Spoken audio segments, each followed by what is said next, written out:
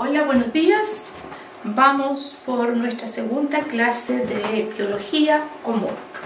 Y en esta oportunidad vamos a revisar ahora lo que es la unidad básica de todo ser vivo y que todos conocen, que corresponde a nuestras células, ¿ya? Esto está dentro de la primera guía, pero separamos las clases para que ustedes puedan, no se cansen, ¿no es cierto?, y puedan concentrarse mejor. Pues bien, nuestras células, que desde pequeños ustedes han escuchado hablar de ellas. Hablemos un poquitito de cómo llegamos a este concepto, ya cómo se llegó a este concepto de célula. Robert Hooke, científico que observó con un microscopio una lámina de corcho, ya, y vio que ese corcho estaba formado por pequeñas celdillas, y a las que denominó células. De ahí que nace, ¿no es cierto?, este término. ¿Ya? Posteriormente, Leeuwenhoek descubrió que la sangre también estaba formada por estas unidades pequeñas, ¿no es cierto? Después observaron agua de charco. En el agua de charco veía que todos se movían y que habían pequeñas unidades que coincidían entre sí, ¿no es cierto? Y de ahí fueron llamando, ¿no es cierto?, célula, e incluso ellos observaban organismos que estaban formados por una sola célula. Bueno, aquí tenemos Schleiden y Schwab. ¿Recuerdan eso? Este caballero, ¿no es cierto?, que tuvo muchos aportes desde el punto de vista de la botánica, pero él contribuyó a elaborar los principios de la teoría celular, ya que los vamos a mencionar de inmediato. Lo vamos a mencionar de inmediato. Virchow, que estableció que esas células solo se formaban de otras preexistentes, también contribuyó a la teoría celular, ¿ya? Y aquí están nuestros postulados, ¿ya? Los postulados de Schleiden y Schwab son los que postularon esta teoría que nos dice que todos los seres vivos están formados de células. En otras palabras, que la célula es la unidad estructural de todo ser vivo. Por otro lado, ¿no es cierto?, tenemos que nuestra célula es la unidad funcional de todo ser vivo. ¿Ya? Es decir, que no hay funcionamiento si no hay células. Nuevamente los tenemos acá para que ustedes los recuerden. Por favor, son importantes que los recuerden. Toda célula se origina a partir de otra preexistente, y esto está lo mismo, ¿no es cierto? El metabolismo de un organismo ocurre en el interior de la célula, que la célula es la unidad funcional. Recuerden, la célula es la unidad estructural de los seres vivos, la célula es la unidad funcional de los seres vivos, toda célula proviene de otra preexistente. Ahora, cuando hablamos de células, bueno, depende del número de células que esté formado un organismo, los clasificamos en unicelulares o pluricelulares. Los organismos unicelulares forman los organismos del reino Monera, que serían las bacterias, del reino protista, ¿ya? Y de algunos hongos, como la levadura, están formados por una sola célula, serían unicelulares. El resto, en el caso de las plantas, de los animales, del ser humano, pluricelulares. Y nuestras células presentan diferentes formas y tamaños, ¿ya? Las formas celulares están determinadas de acuerdo a la función que cumple la célula, ¿ya?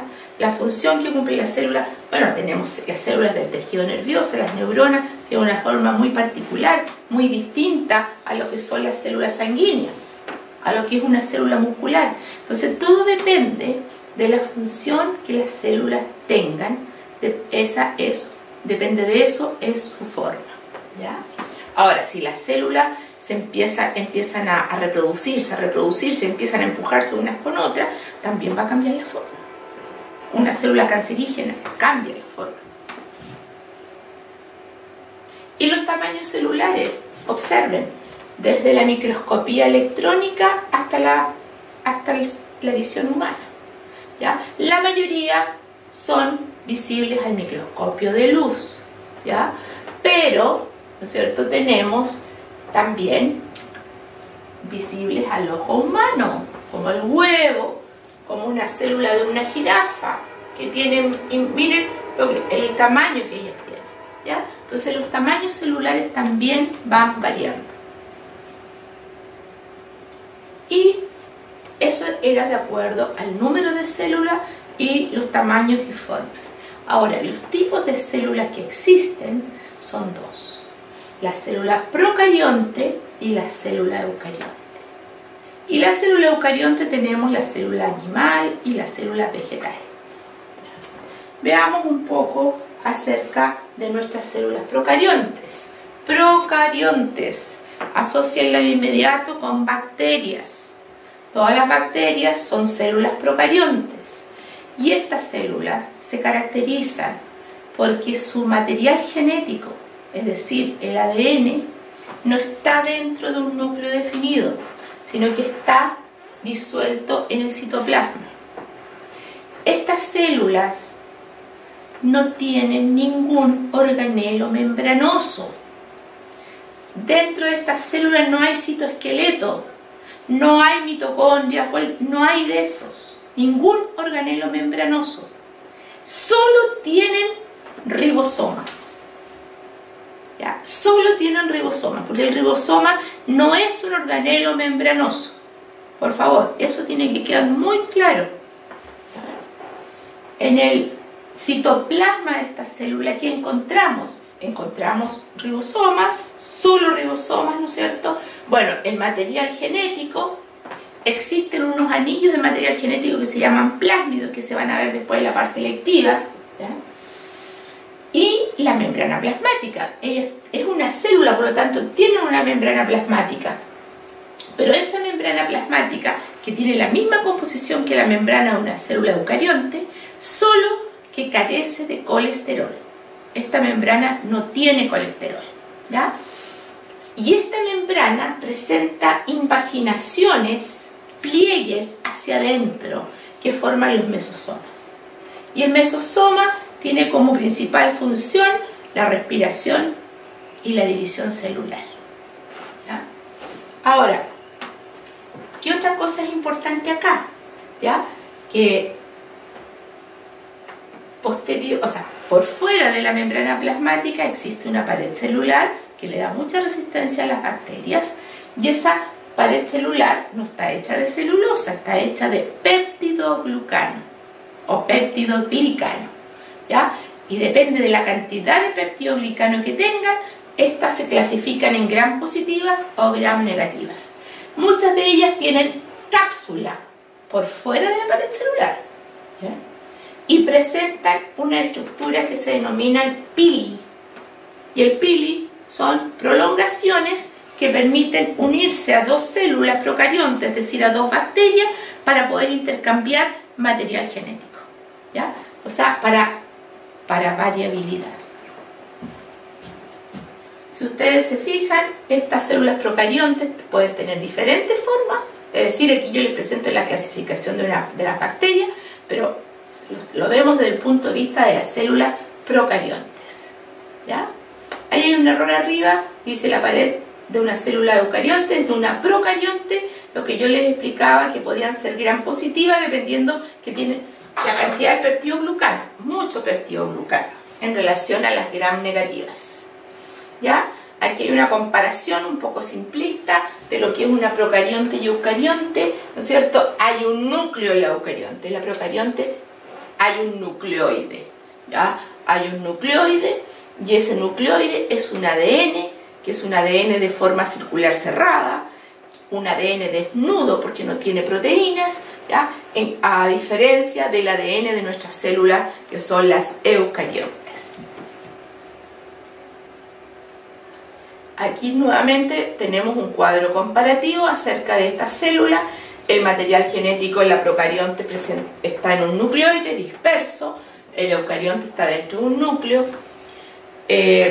Solo posee ribosomas porque no son membranosos. El tipo de célula que presenta el tipo de organismo que presenta esta célula son las bacterias.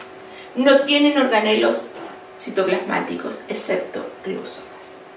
Y en los eucariontes existen dos tipos de células, la animal y la vegetal. ¿Ya?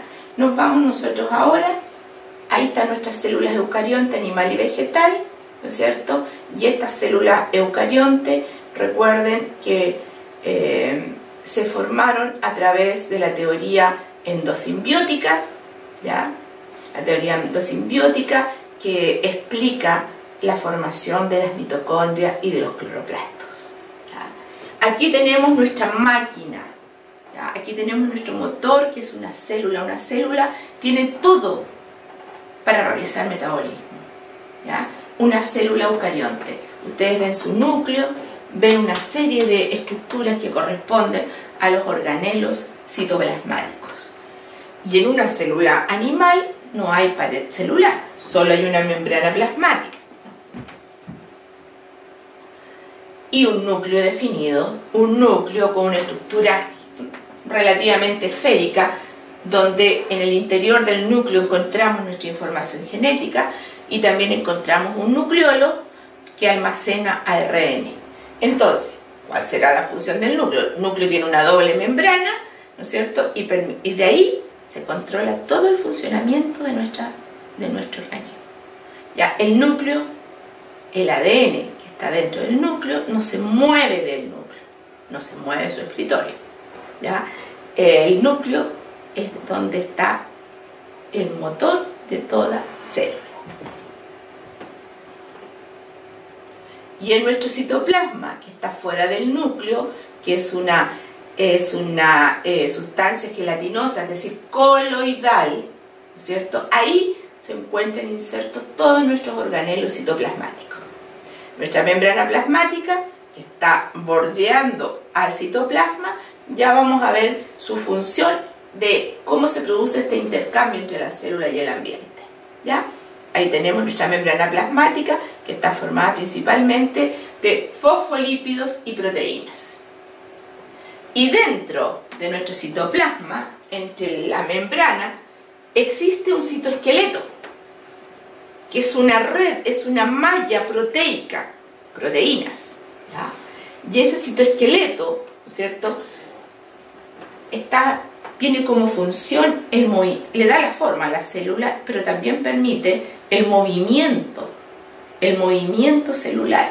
¿Ya? Está formado de microtúbulos, microfilamentos, filamentos intermedios. Todo esto son proteínas. Y además permite la organización de los organelos dentro de la célula. Y aquí nos encontramos con nuestro primer organelo, muy similar, digo yo, entre comillas, al núcleo, porque es un organelo que tiene una doble membrana y que posee ADN. El núcleo tenía doble membrana y posee ADN, nuestras mitocondrias también. Rápidamente, como aquí lo importante es que ustedes relacionen el organelo con la función, las mitocondrias, la función es producir energía. ¿Ya? Las mitocondrias están relacionadas porque en ellas se produce la respiración celular para la obtención de nuestra energía. ¿Dónde están más desarrollados estos organelos? Células musculares, células cerebrales. ¿Ya? Ahí están más desarrolladas estas mitocondrias. Ahí está la estructura, una doble membrana. Y vean, tiene todas las características de una célula procarionte, porque en sus tiempos fueron células procariontes. ¿Ya?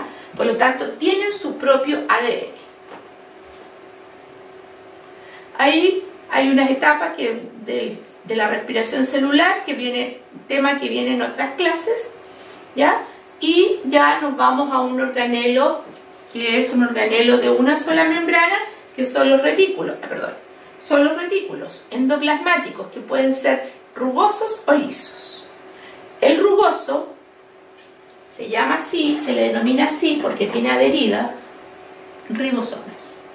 Por lo tanto, este organelo, el retículo endoplasmático rugoso, tiene a cargo todo lo que es la síntesis proteica por los ribosomas que tienen adheridos.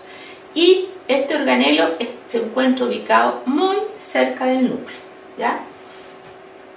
Importante para la síntesis proteica, ¿ya? Y después la relación que tienen este organelo con otros como el Golgi, por ejemplo.